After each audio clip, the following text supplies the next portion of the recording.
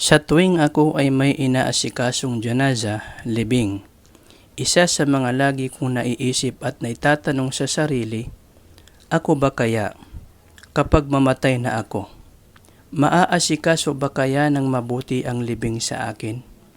Maliliguan ba kaya ako ng maayos? Mababalot ba kaya ako ng maayos? May magsasala ba kaya ng salatul janaza sa akin na mula sa mga malalapit kay Allah? Sana may maraming mananampalataya ang makapagsala ng salatul janaza sa akin.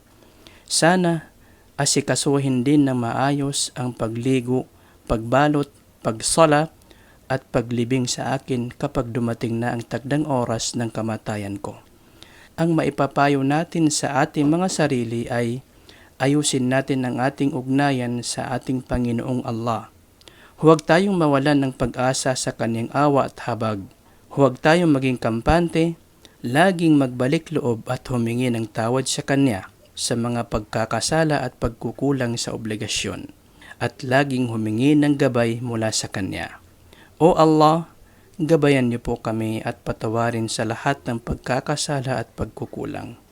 Biyayaan niyo po sana kami ng magandang pagtatapos sa buhay na ito. Allahumma amin.